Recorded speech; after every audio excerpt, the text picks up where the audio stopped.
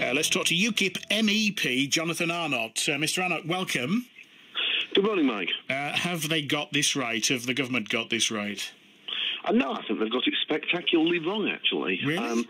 Yes, I mean, the big problem we've got with migration in this country at the moment is we've got a massive oversupply of unskilled labour coming into the UK, and what this is going to do is it's impacting purely on the non-EU migrants. It's impacting pretty much on skilled migrants. Now, it's going to cause a situation where if you are earning less than £35,000 after having been in the UK for, say, 5.5 years, then somebody who's come into the country actually is virtually in a position where they're being forced to hold a gun to the head of employers, and it's pushing them into a situation where an employer will have to let that person go or give them a large pay rise. So it gives a real distortion to business, and of course it's going to hit us very hard in the NHS as well. Right. So do you think that figure of £35,000 should be significantly lowered? No, that's not what I'm saying at all. What I'm saying is that the idea of having an arbitrary cut-off figure is not the way to go. What we need to be doing is controlling the massive oversupply of unskilled labour that's coming primarily from the European Union. And this is the problem here, is that Cameron is trying to look as though he's getting tough because he claims to get immigration down into the tens of thousands, and of course net migration rose to roughly 300,000 a year on his watch.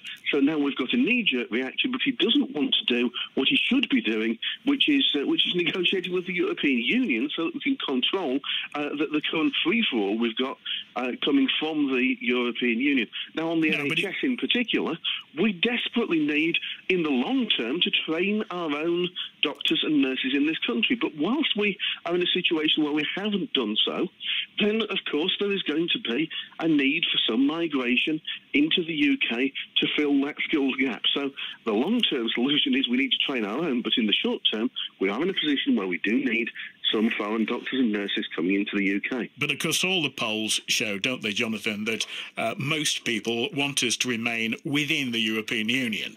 And the main plank of that, surely, is that there is free movement of people within that union.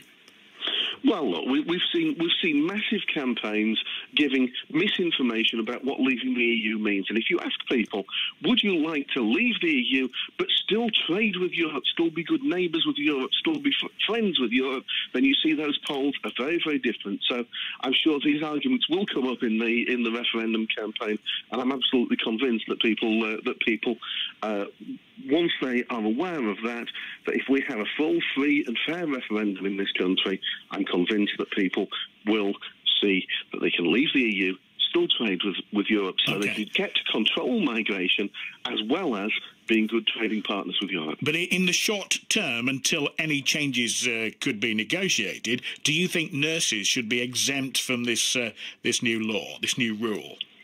Well, yes, absolutely. I mean, as I said, I don't think this new rule is the way to go about it because it's going to cause massive distortions. It's possibly going to lead to a situation where immigrants have to be given a pay rise in a particular job, whereas British workers won't be, and that's going to lead to all sorts of social issues. And it's just a nonsense to try to do things with an arbitrary cut-off figure like £35,000 a year. Jonathan Arnott, thank you. Jonathan is an MEP for UKIP.